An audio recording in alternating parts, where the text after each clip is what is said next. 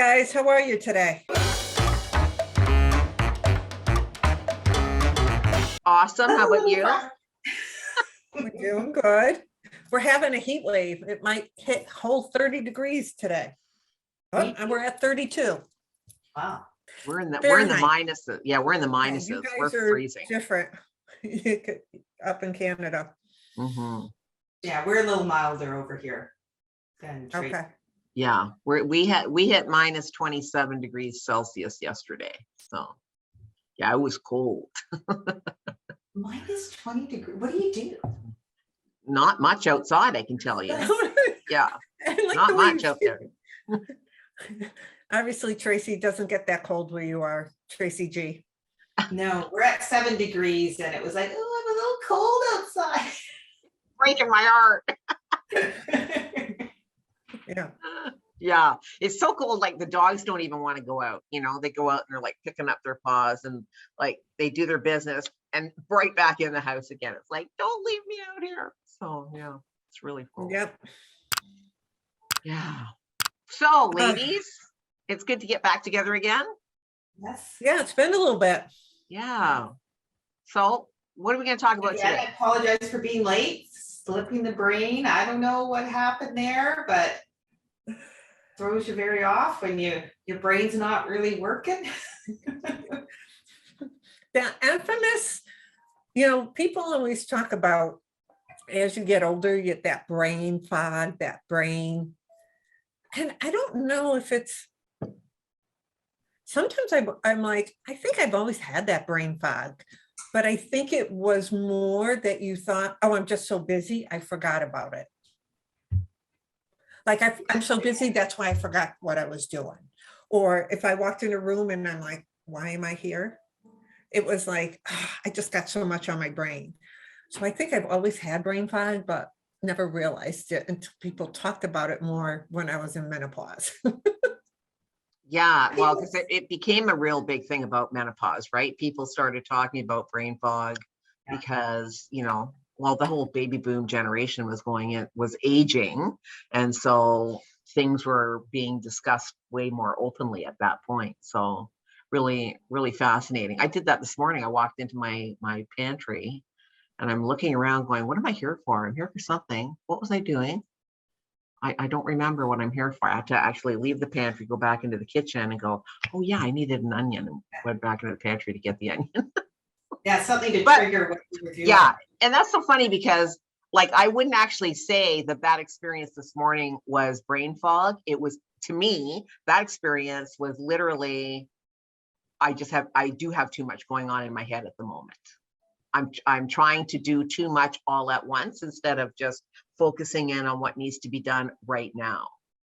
I'm doing something right now, but I'm thinking about something else instead of just being present in the moment and taking care of it. So yeah. I look at it slightly different. I think it's just at our age we have an accumulation of information in our brains, and sometimes it's just a little slower to sort it out and go, okay, this is what information we're pulling out, because really we do have a lot of information in our brain. So, but I think you have brain fog, or what you were just saying, Tracy, throughout your life. I don't know. Yeah. I don't know if it's just pegged on menopause. Maybe you're just more aware of it. And I think that's it. I think because your body is going through so many transformations between, if you're a person that ends up with the hot flashes or the whole changing of your body composition and the changing of your metabolisms and all of that. And then on top of something, you start forgetting more when technically you might not have been, but you didn't look at it that way. Right.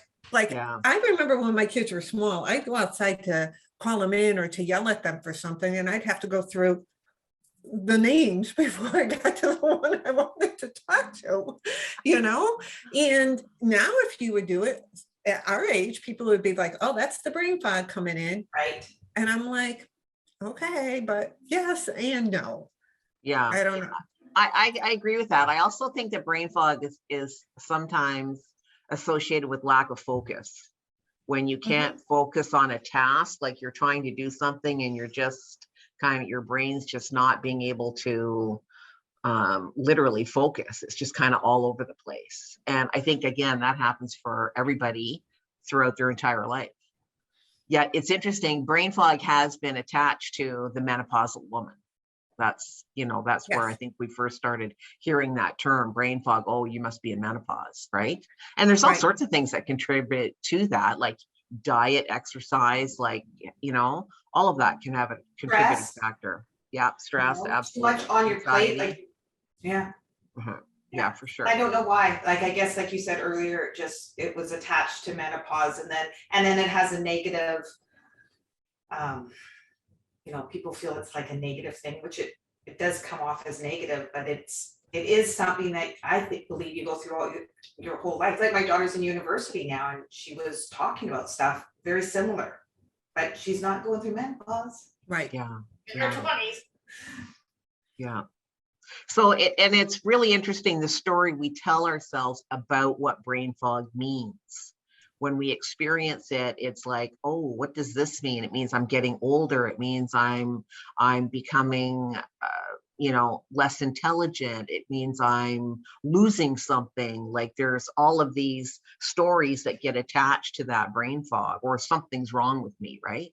Is the classic one, especially when you're younger and you don't have that menopause label as yet, right? It's like, ooh, something's wrong with me. Why can't I focus on things? Why can't I do this?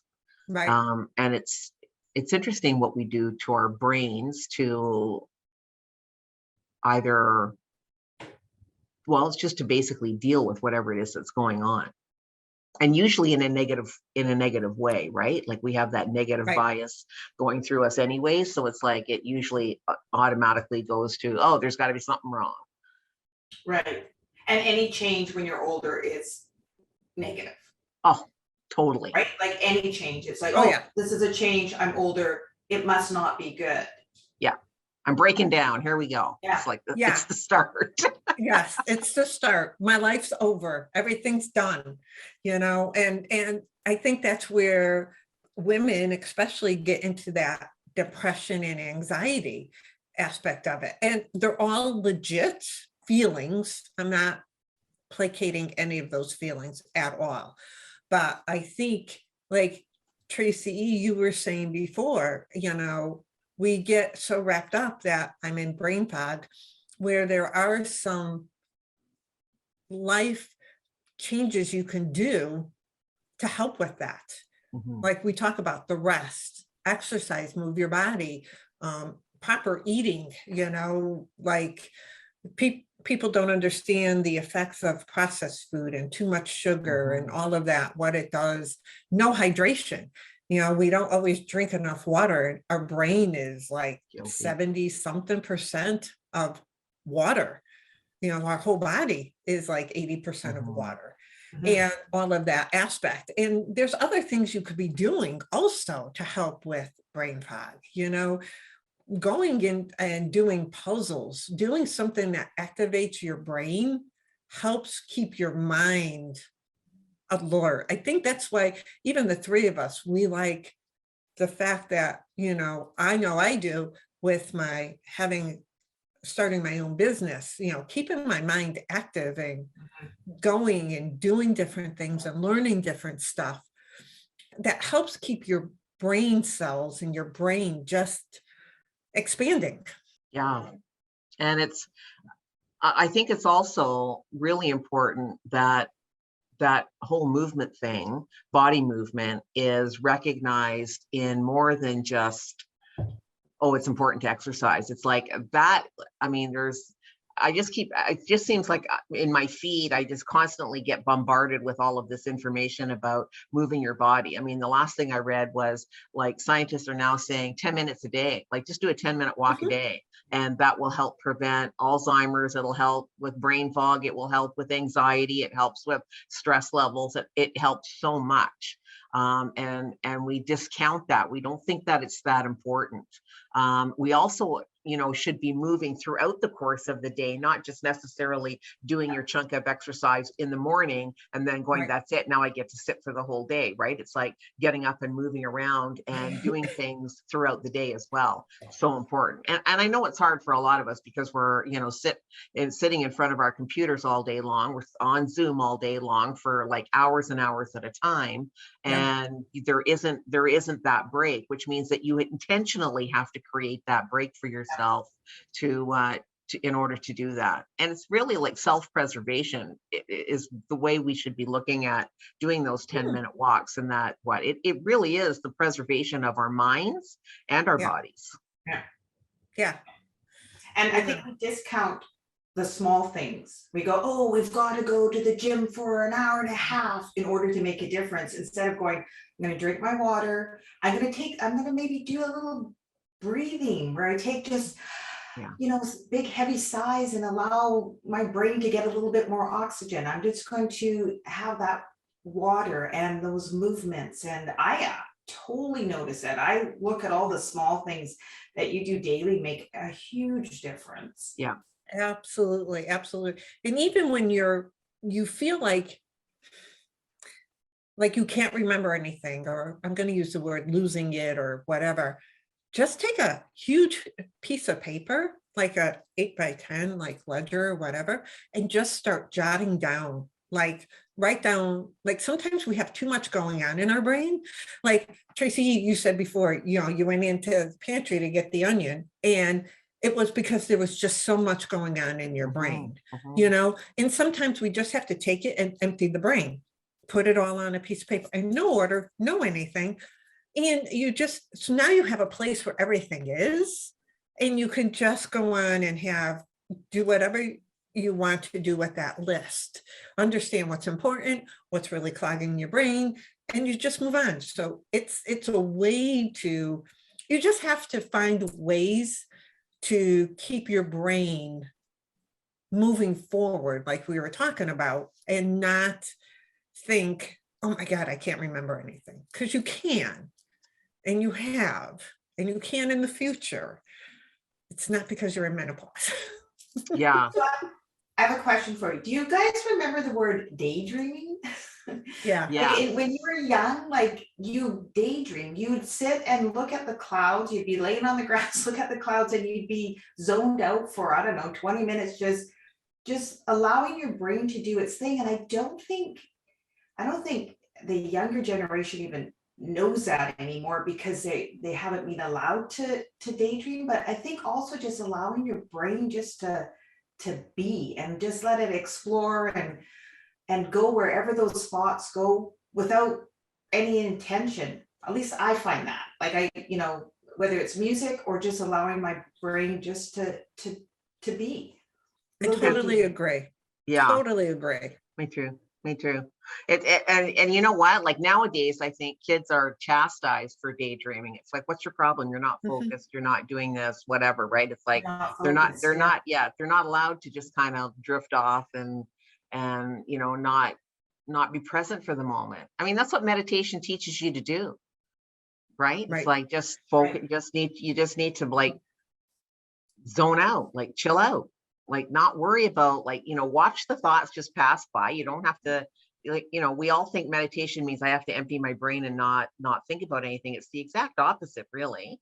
It's just about being quiet and still and just letting it all happen without judgment, without focusing on a specific thing, just letting it just go, like you said, just daydream basically for 10 minutes. It's so healthy for us, and we don't do it enough, that's for sure. We don't let our kids do it enough either.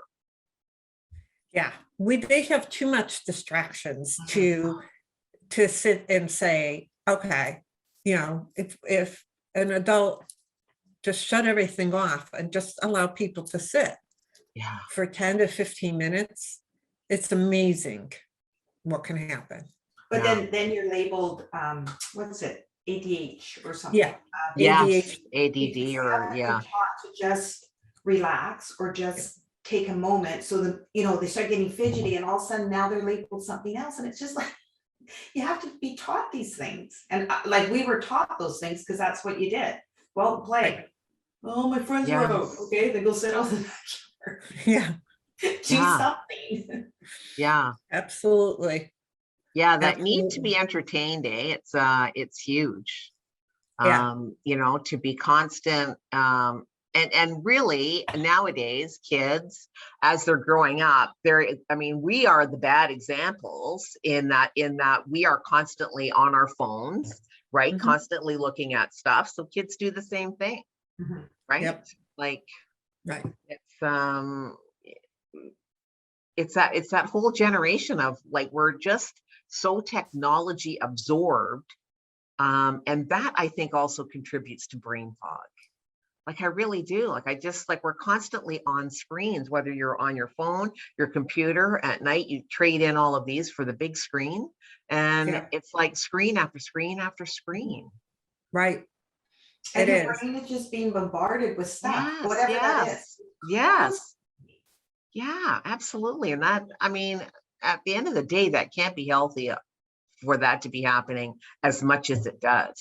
You know, there's got to be those times where we go, okay, you know what? It's a screen-free day or a screen-free weekend or a screen-free just a couple of hours, you know? Right. We started implementing when everybody gets together in our family, all the phones go into a bucket and we leave the bucket at the front door. No one's allowed to get their phone. I mean, unless there's something happening in their life that they need to be cognizant Right. of. But because there is that tendency that even when you're all sitting together, grab your phone, you look at it when there's a lull in the conversation or whatever. And it's like, this is really bad, you know, like we Yep. gotta stop this. Yep. So, and I mean, I don't know, like there's all this electronics that's coming at you. That's got to be doing something to your brain. Yes. So So, we've determined that none of us have brain fog because of menopause. It's just the No. world. Yeah, that's it. It has We nothing are to do with menopause. absolutely nothing to do with menopause, nothing to do with it. no, not at all. So, No, but it is true. Like we need a little bit more daydreaming. We just need a little bit more. yes, You know, you shouldn't be just because of our age feel that our brain is giving out on us. totally agree. And not to the stories of there's something wrong with me when it happens, right? Right. Thanks for watching, and we hope to see you as a regular member of our community.